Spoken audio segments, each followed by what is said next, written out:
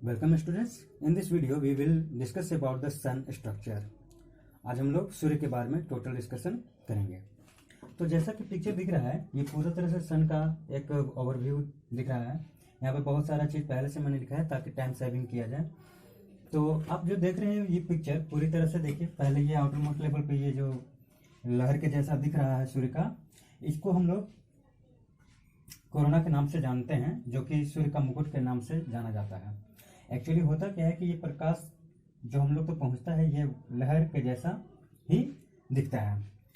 तो अगर हम लोग सूर्य का केंद्र तक पहुंचे तो हम लोग जैसे तरबूजे को काटा जाता है उस तरह से पीस को हम लोग निकाल करके एक एज्यूम कर रहे हैं कि ऐसा होगा। तो सबसे पहले अंदर का चीज है कोर। कोर के बाहर एक क्षेत्र मिलेगा, उसको हम लोग कन्वेक्शन जोन में ही बांटते हैं। टोटल आपको मिलेगा 1, 2 एंड 3 लेयर में आपको कन्वेक्शन जोन मिलेंगे। और भी अलग अलग चीज नाम है, टेकुल लाइन कहलाता है ये सब। तो हम लोग पूरी तरह से कोर पे बात करेंगे कि कोर में हम लोग का जो रिएक्शन होता है वो न्यूक्लियर फ्यूजन, नाभिकीय संलयन ये रिएक्शन होता है। इसमें होता क्या है कि हाइड्रोजन हीलियम का आयन के रूप में कन्वर्ट होता है, जिसके कारण वहां से बहुत सारी एनर्जी निकलती है, बहुत सारा एनर्जी निकलता है। और ये एनर्जी इतना हाई अमाउंट में होता है, लगभग 15 मिलियन डिग्री सेंटीग्रेड। ये 15 मिलियन डिग्री सेंटीग्रेड के बराबर होता है, यानी कि 1,50,00,000 डिग्री सेंटीग्रेड के बराबर होता है। अब जब कोर पे ये एनर्जी रिलीज हुआ तो ये रिलीज कन्वेक्शन जोन से होते हुए सरफेस तक स्प्रेड करता है। तो सरफेस तक आने में इसको लग जाता है 1,70,000 साल लग जाता है। 1,70,000 साल सरफेस तक आने में लगता है, केंद्र से सरफेस तक सूर्य के प्रकाश को। अब सूर्य का प्रकाश सतह से हमारे पृथ्वी तक आने में जो 8 मिनट 19 सेकेंड हम लोग याद करते हैं, वो चीज सामान्य है, वो चीज प्रकाश का समय है।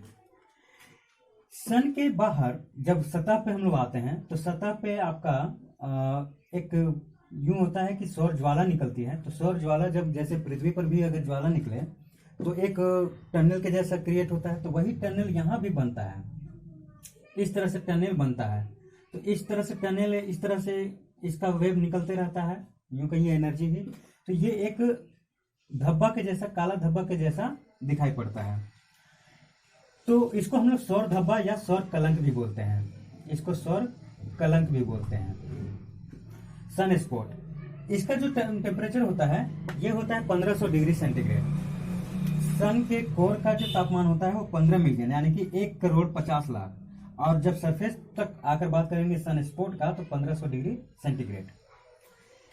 कन्वेक्शन जोन से ही आकर के एनर्जी सरफेस तक आता है। ये हो गया आपका ये कन्वेक्शन जोन जो बाहर का लाइन है। और ये जो सेकेंड लाइन है ये रेडिएशन जोन कहलाएगा। रेडिएशन जोन से बहुत सारा वेव निकलते रहता है एनर्जी के रूप में। इसके बाद जो ये पूरी तरह से जो राउंड हम लोग का दिख रहा है स्फीयर, इसको हम लोग कहते हैं फोटोस्फीयर, प्रकाश मंडल। और जो हम लोग को दिखाई पड़ता है ये तो यही विजुअल सरफेस है। एक होता है क्रोमोस्फीयर।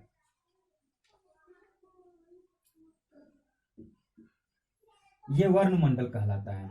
वर्णमंडल मतलब यहाँ पे इसका कलर दिखाई पड़ता है, दिखना स्टार्ट करता है, क्योंकि कोर से जो बन रहा है एनर्जी, वो एनर्जी बहुत बड़ा अमाउंट में होता है, जिसका एक कूलिंग टेम्परेचर पे आते आते वो कलर पकड़ना स्टार्ट कर देता है। और जब ये कलर पकड़ना स्टार्ट कर देता है तो उसके बाद हम लोग को मिलता है फोटोस्फीयर, जो कि प्रकाश मंडल है, जो कि हम लोग को दिखाई पड़ता है। प्रकाश मंडल का जो टेम्परेचर होता है ये कूलेस्ट होता है और ये 6000 डिग्री सेंटीग्रेड होता है। यानी कि सूर्य के अंदर का जो ताप है 15 मिलियन डिग्री सेंटीग्रेड। सूर्य के सतह पर जो काला धब्बा है 1500 डिग्री सेंटीग्रेड, सबसे कूलेस्ट होता है वो चीज, सूर्य का धब्बा एक टनल के जैसा। और जो सतह है नॉर्मल वो 6000 डिग्री सेंटीग्रेड पे स्थित होता है।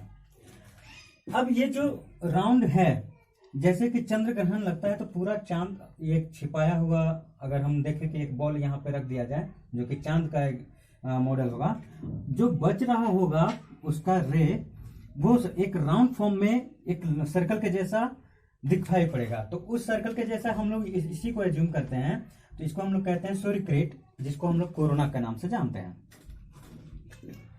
अगर सूर्य की बात करें पूरी तरह से, तो अभी एज जो गुजर चुका है उसका, ये 4.6 ईयर गुजर चुका है। टोटल उसका ईयर एक सामान्य तारा का 10 बिलियन ईयर्स माना जाता है। अभी बचा हुआ उसका उम्र जो है वो 5.5 के लगभग में है, 5.4 बिलियन ईयर बचा हुआ है, और बीत गया है कितना उम्र, 4.6 बिलियन। इसमें अगर देखा जाए कि सूर्य के केंद्र में टोटल सूर्य में ही अगर बात किया जाए तो इसका 71% सबसे ज्यादा हाइड्रोजन होता है। उसके बाद 26.5% हीलियम, और जो बच रहा है 2.5 वो अदर एलिमेंट हो सकते हैं। तो सबसे बहुतायत रूप में हाइड्रोजन तत्व ही इसके रिएक्शन में एनर्जी देने का काम करता है। दूसरा चीज, इसमें जो एनर्जी रिलीज हो रहा है इसके केंद्र से, टेम्परेचर के मामले में अगर देखा जाए तो 15 मिलियन डिग्री सेंटीग्रेड तो हम लोग जान चुके हैं, लेकिन एनर्जी रूप में 10⁻26 जूल पर सेकेंड, यानी कि 1 सेकेंड में इतना ज्यादा मात्रा ऊर्जा का निकलता है। इसके बाद अगर हम लोग पृथ्वी से कंपेयर करें कि सूर्य का क्या साइज है और कितना वो द्रव्यमान है, तो सूर्य का आयतन जो है 13 लाख गुना बड़ा हो जाता है पृथ्वी के द्रव्यमान से। उसका सूर्य का द्रव्यमान 3,32,000 गुना बड़ा हो जाता है। घनत्व 28 गुना बड़ा हो जाता है। पृथ्वी का घनत्व फिलहाल के लिए मान ले 5.5, एक्चुअली 5.51 होता है, तो वो 28 गुना, यानी कि 28 अगर कर दें, 28 5 48, 5 दूना 10 और 4 14, 140 ग्राम पर सेंटीमीटर क्यूब इतना बड़ा होता है। इसमें रोटेशन अगर देखा जाए तो सूर्य घूमता है और किसी के चारों ओर भी घूमता है। अभी तक हम लोग जो ये कन्वेंशन लेके चले थे कि सूर्य घूमता ही नहीं है, तो वो गलत है। हम लोग सूर्य घूमता है, रोटेट करता है अपने चारों तरफ। तो अपने चारों तरफ घूमता जो है वो बाय इक्वेटर, यानी कि उसके भूमध्य रेखा के संदर्भ में अगर बात करें तो 25.38, यानी कि लगभग 1 महीने में वो अपना रोटेशन एक फुलफिल करता है, कंप्लीट करता है। और अगर उसके ध्रुव पर जाएं, ध्रुव से रोटेट करवाएं, तो 33 दिनों में वो अपना रोटेशन कंप्लीट करता है। सूर्य जो है पूरी तरह से एक मिल्की वे, जब हम लोग मिल्की वे पढ़ेंगे, धीरे धीरे हम लोग डेप्थ में जाएंगे, तो मिल्की वे किसी एक कोने के पार्ट में वो इसका चक्कर काट रहा होता है। एक बल्ज होता है जो कि मिल्की वे का आकाशगंगा का केंद्र है, उसके चारों तरफ सूर्य घूमता है, और सूर्य घूमता भी है किसी के चारों ओर, बल्ज के चारों ओर, और दूसरा चीज सूर्य रोटेट भी करता है। आई थिंक कि आप लोग को ये सारा ओवरव्यू क्लियर हो चुका होगा। तो हम लोग इसके बाद एक चीज छूट चुका है, वो चीज हम लोग देख रहे हैं कि सोलर प्रेमिनेंसेस, ये सूर्य तेजाग्नि। सूर्य तेजाग्नि का मतलब है कि एक लहर, बहुत बड़ा विस्फोट होता है इस सन स्पॉट से, जिसके कारण सौर ज्वाला निकलता है। सौर ज्वाला पूरा तरह से सूर्य तेजाग्नि के रूप में बाहर आता है। तो ये बहुत आयात रूप में बहुत बड़ा अमाउंट में एनर्जी होता है।